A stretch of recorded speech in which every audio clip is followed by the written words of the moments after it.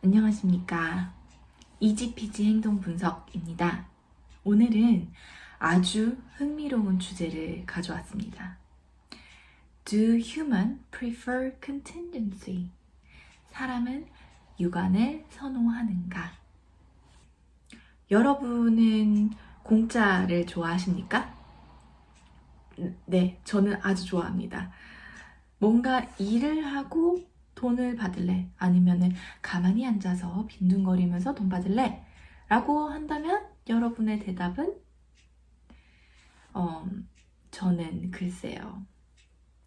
누가 그냥 돈을 준다고 하면 마다하실 분이 어디 있겠습니까? 많은 과연 정말로 내가 좋아하는 것이 그런 걸까? 라는 흥미로운 주제를 논문을 바탕으로 치료적인 관점에서 살펴보려고 합니다.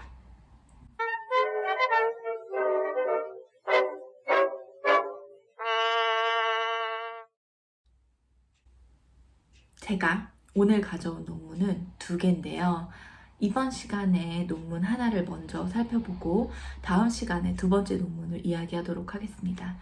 첫 번째 논문은 1997년 자바에 실린 Evaluation of Client Preference for Function-Based Treatment Packages. 그리고 두 번째 논문은 2009년에 역시 자바에 실린 논문으로 Do children prefer contingency? 오늘의 주제죠. An evaluation of the efficacy and preference for contingent versus non-contingent social reinforcement during play. 입니다. 이 두 가지 논문 모두 제 이지피지 행동분석 연구소 홈페이지 자료실에 가면 다운 받으실 수 있습니다.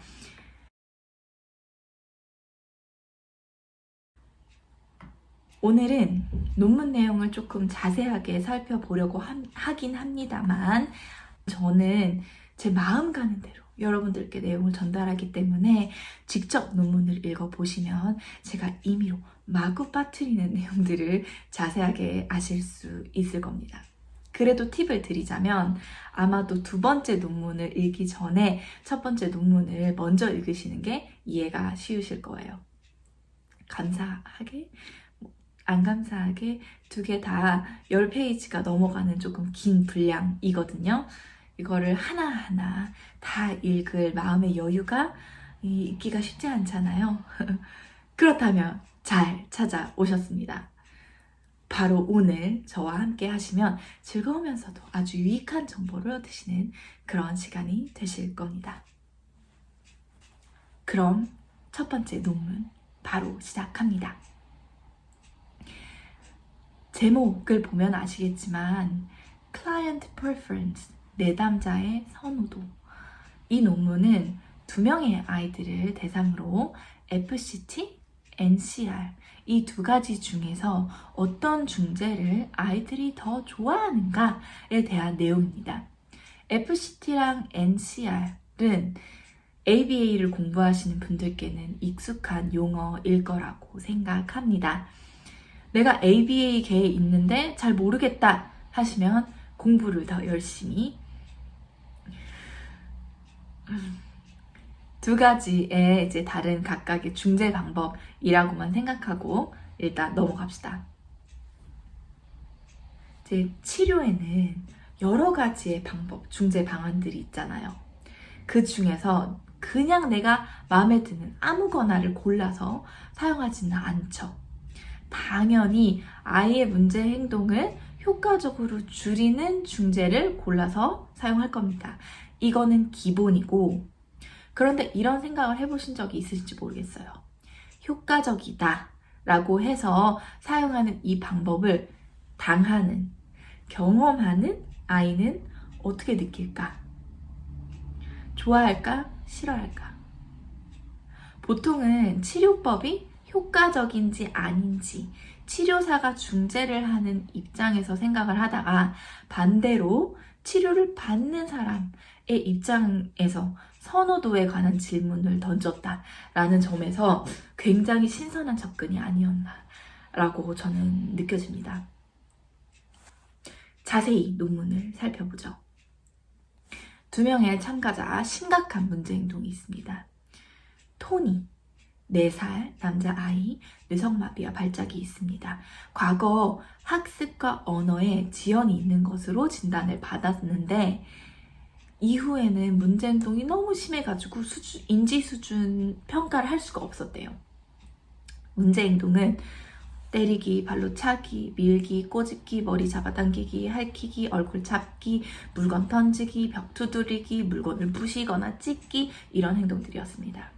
도움 없이 걸을 수 있고 한두 단계의 간단한 지시 수행이 가능했습니다. 또 다른 참가자 칼라, 8살의 여자아이, 지적장애, 주의력 결핍장애, 반항성장애, 발작이 있고 염색체 이상이 있습니다. 칼라의 문제 행동은 때리기, 차기, 꼬집기, 핥히기, 깨물기, 사람에게 사물을 던지기, 두드리기, 쓸어버리기 이런 것들이었고요. 발음에 문제가 있어서 말하는 걸 알아듣기가 어려울 때가 있었다고 합니다. 혼자서 이동이 가능하고 역시 간단한 한두 단계의 지시 따를 수 있었습니다. 실험의 첫 번째 단계 FA, Functional Analysis 였습니다. 이 아이들은 문제 행동이 심각했죠. 그래서 이 문제 행동을 왜 하는지 먼저 알아봅니다. 토니는 이제 관심 조건에서 문제 행동이 많이 나타났고 칼라는 tangible, escape, attention 이 모두에서 많이 나타났는데 어찌됐건 둘 다 관심을 얻는 것 때문에 문제 행동이 지속되고 있다는 것을 찾아냈습니다.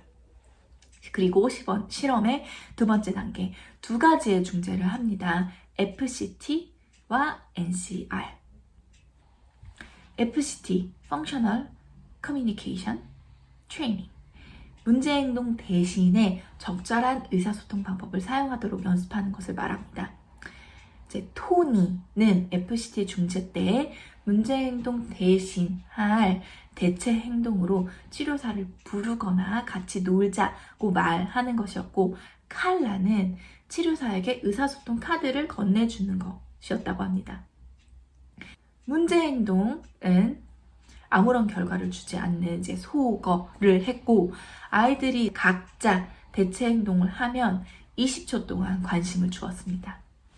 이 FCT 세션이 진행되는 동안에는 벽에 큰 파란색 포스터가 붙어 있었습니다.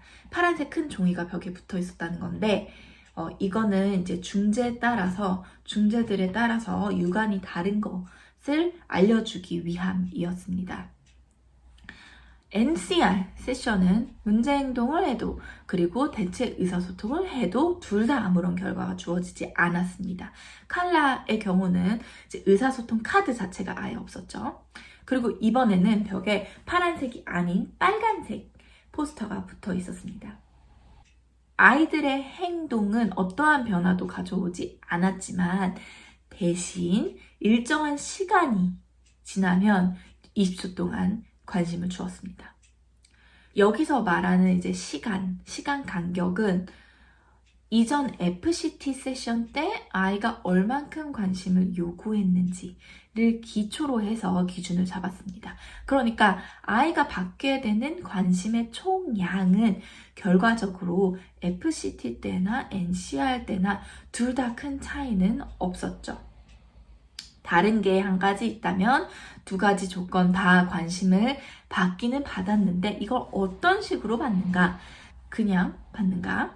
아니면 대체 행동을 해서 받는가? 공짜인가? 뭔가 일을 해서 받는가?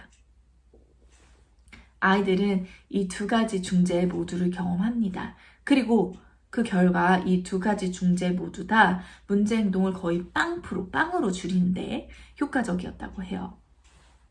실험의 3번째. 이제는 아이들에게 중재를 선택하게 합니다. 3가지의 중재 중에 선택하는데요. 이 3가지는 앞서 아이들이 연습했던 FCT, 대체 의사소통하는 FCT, 그리고 시간에 따라서 관심을 주는 NCR 조건, 그리고 소거 조건까지 포함합니다. 소거 조건은 이제 아이들이 문제 행동을 해도 의사소통을 해도 관심 주지 않고 그리고 시간의 간격에 따라서 주는 것도 없어요. 그냥 아무것도 안 주는 거죠. 스위치는 파란색, 빨간색, 흰색 이렇게 되고, 파란색은 무슨 세션? FCT. 그럼 빨간색은 NCR, 그리고 흰색은 속어 되겠습니다.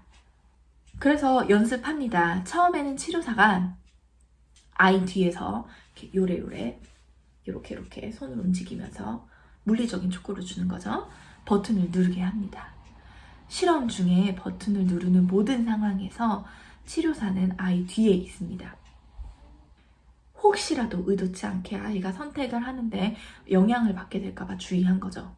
그래서 처음에는 이제 요래요래 직접 가이드를 하고, 나중에는 언어적으로 스위치 눌러 라고 촉구하고, 이렇게 훈련을 해서 촉구 없이도 아이가 스스로 스위치를 누를 수 있을 때까지 연습합니다. 무슨 색 스위치부터 연습했을까요? 당연히 랜덤하게 연습했죠. 스위치를 딱 누르고 방에 들어갔다 나오면은 이제 누군가 이렇게 샤샤샤샤 이렇게 스위치 위치도 계속 바꿔놔요. 여러모로 손이 많이 가네요. 동시에 스위치를 이렇게 딱 누르면, 뭐가 먼저 할 것도 없이 이렇게 탁 누르면은 어떻게 하지? 라고 저는 생각을 해봤는데 그것만은 못하게 막았대요. 이렇게 가르치고, 그리고 이제 대망의 선호도 평가를 합니다. 토니와 칼라는 어떤 버튼을 눌렀을까요? 두 명 다 NCR보다 FCT를 더 많이 눌렀답니다. FCT. 똑같은 양의 똑같은 질에 관심이 주어졌음에도 불구하고 내가 뭔가를 하고 받는 형태를 아이들이 선호한 거죠. 참 부지런해요. 사실 아마도 차이점은 내가 이 강화 받는 거를 통제할 수 있는가에 있을 겁니다. 이 부분은 제가 정말 예전에 영상으로 잠시나마 다룬 적이 있는데요. 아직도 그 시리즈는 미완성입니다만, 무슨 내용이었냐 하면 FCT의 한계라고 할까요? 치료법으로서의 FCT는 굉장히 효과적이고 또 교육적이기도 한 좋은 방법인데, 이거를 실제로 사용한다고 했을 때 어려운 점이 있어요. 아이가 문제행동 대신에 적절한 방법으로 말을 하는데, 이게 자기가 원할 때 언제라도 할 수 있기 때문에 굉장히 아이 입장에서는 참 좋단 말이죠. 그래서 엄마가 중요한 전화를 받을 때도, 화장실이 급할 때도, 뭔가 중요한 일이 있던지, 애가 예를 들어서 아까 칼라의 경우라면 의사소통 카드를 건네주면 나는 무조건 응해야 되는 거죠. 이거를 어떻게 해야 하는가 에 대한 내용을 제가 오래전에 다루다가 말았는데, 이거는 또 내용이 너무 길다 보니까 일단은 어떤 통제권이 있다는 것까지만 오늘 이야기를 살짝 하고 넘어가도록 하겠습니다. 아무튼 내가 딱 필요한 그 순간에 바로 관심을 얻을 수 있는가 하는 거죠. 그래서 아이들은 내가 조금 노력을 들이더라도 강화에 대한 컨트롤을 갖는 게 더 좋았던 것 같아요.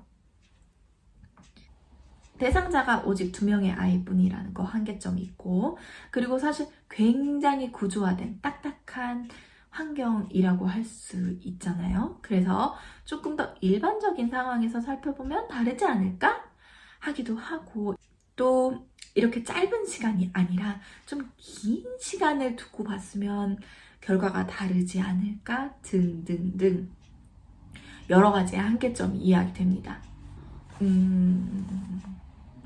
뭔가를 내가 노력하고 거기에 대한 결과로 무언가를 받는다는 거는 단순한 원인과 결과를 넘어서 내가 컨트롤할 수 있다는 통제력, 나의 노력, 나의 행동으로 무언가를 얻어낸다는 성취감, 그리고 능동적인 자세 등등 이러한 부분에 있어서도 굉장히 긍정적인 영향을 끼칠 수 있다고 충분히 생각됩니다. 그렇기 때문에 아이들이 좋아하는 거를 그냥 무상으로 이렇게 주기보다는 무언가를 좀 보람차게 하고, 그에 따른 결과로 받는 것이 좀 교육적이고 또 아이도 그걸 더 좋아할 수 있다는 생각까지도 드는 것 같습니다. 의미 없이 뭔가를 받는 것보다는 노력을 통해서 얻는 것이 더 보람차다는 거는 이제 아이에게나 어른에게나 똑같이 적용되는 것이 아닐까 싶어요. 오늘 살펴본 논문의 한계점을 이제 두 번째 논문에서 일부 보완하여서 실험이 되는데 이것도 정말 재미납니다. 과연 정말 우리는, 그리고 우리 아이들은 나태지옥, 두렵지 않게 공짜보다 일하기를 선호하는가? 다음 시간에 그 해답을 더 파헤쳐 봅니다. 그럼 오늘은 여기까지. 안녕!